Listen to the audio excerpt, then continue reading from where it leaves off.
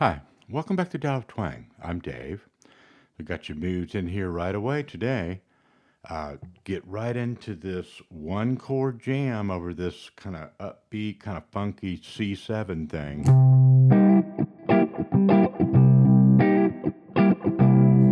Okay, and gonna do 2 or 3 videos using the same backing track in the next week or so.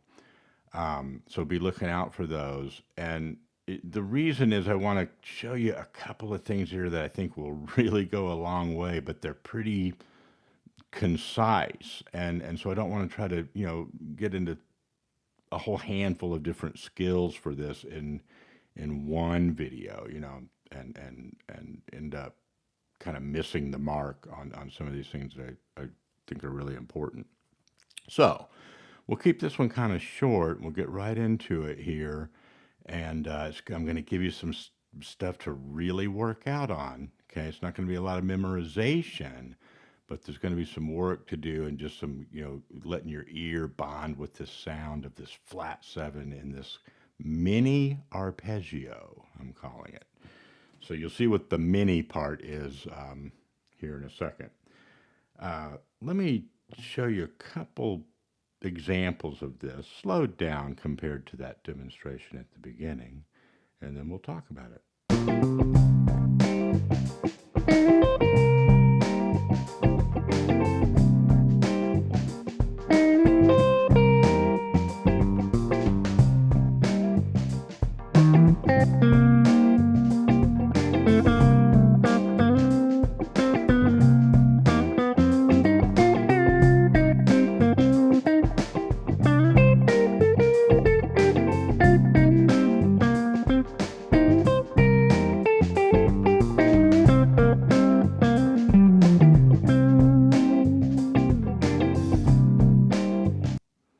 Okay, so not going note for note here, but what were the main things that were happening there? Now, one thing I repeated a lot, and I put it in the context of different phrases and things, was this.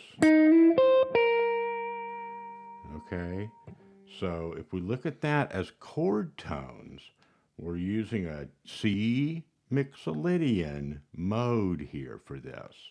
Now, don't, I'm going to simplify this. It's not going to be nearly as complicated as it would sound like if I was just talking about it.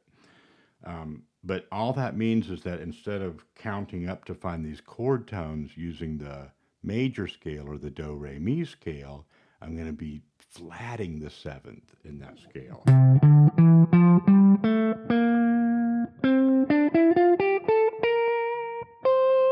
Okay, so let's just put that track on and just stop and hesitate and really acclimate to the sound of that flat 7.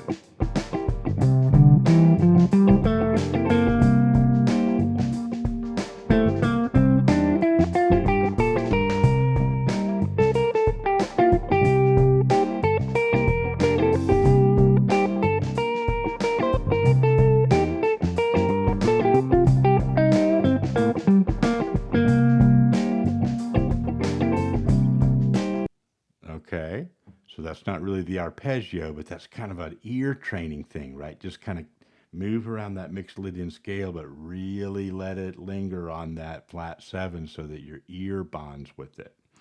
Now, back to our chord tones. We're really, in this lesson today, we're really focusing on the 3rd root and flat 7, okay?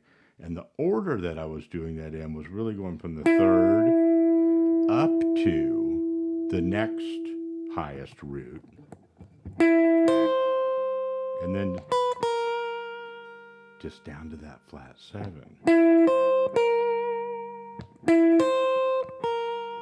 Okay, now of course this is going to exist all over your guitar,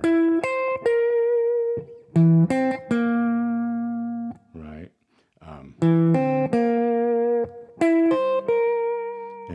And if you watch this channel a lot, you know that that's going to be my next suggestion, is that you, before you even try to, set the world on fire here with a lot of licks and stuff. We're going to get to that because I do encourage putting it into a musical context very soon and making that part of your basic practice. But spend a little bit of time just doing the leg work on this.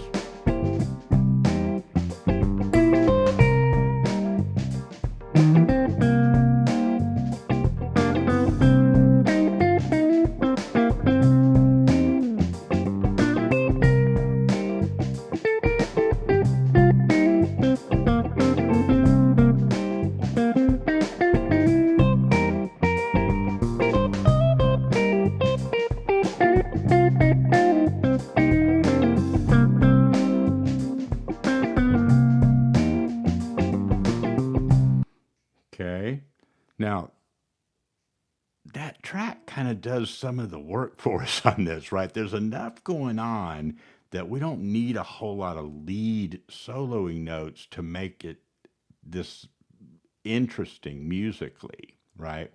And if you get it going, you know, and you feel kind of, you want to start putting in some of your more,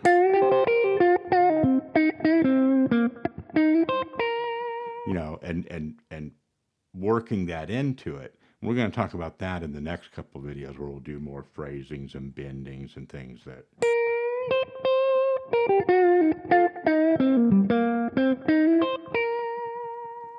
Right, a little bit longer phrases and stuff. But right now, doesn't matter what level you're at, you're going to benefit from really being able to access those that pattern, that miniature arpeggio in a lot of different places. Now you don't always have to. After a while, you don't always have to start on the third, right? You know, here I am, but you know.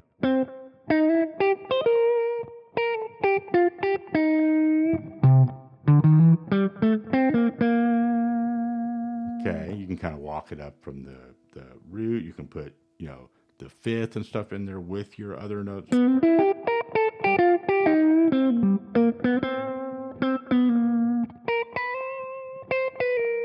Just walking that back and forth is a good little ear boggling thing right there.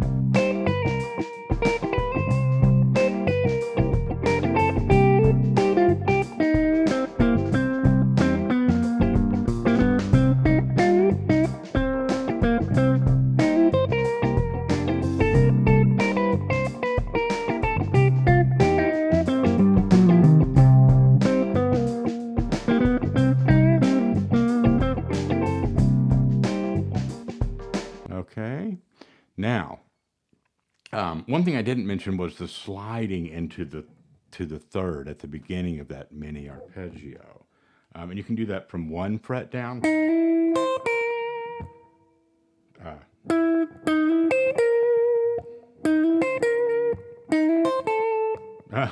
Well, okay, I landed on the 6th. That might not. You know what? Let's see. Did we find a piece of buried treasure?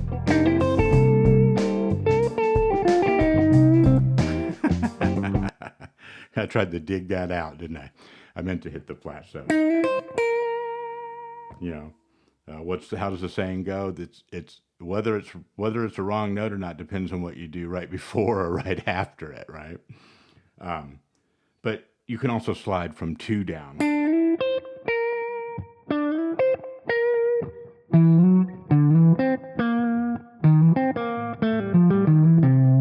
Okay, made a couple of mistakes there. Not as used to kind of going right after this. I like that sound down there, though, right? It's kind of.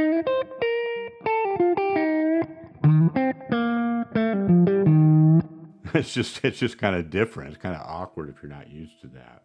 But that's the kind of thing you want to be looking around for and experimenting with, right? See where you can get that sound. You know, make little phrases and make it sing. But the core thing here is to just, you know, get that worked into your minor pentatonic stuff.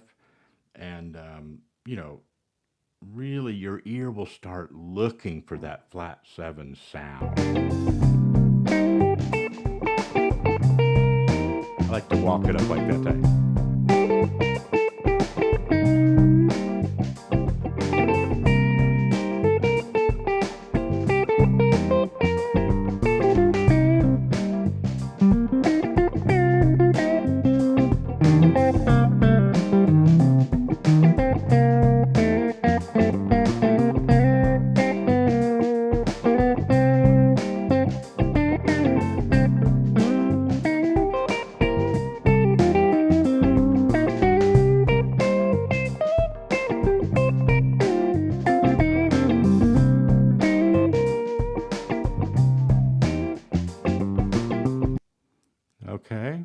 use whatever fingerings you like and try different stuff. Don't try to mirror exactly what you see me doing in these videos. It's okay if you do and if that helps you, but catch the sound of it, right? The vibe of this one is that landing on that flat seven and letting that backing track and that bass kind of walk around while you're holding that. And you'll feel that. You'll feel that you're riding that wave, and really go with that and have fun with it. Let me know how it works out for you. See you next time.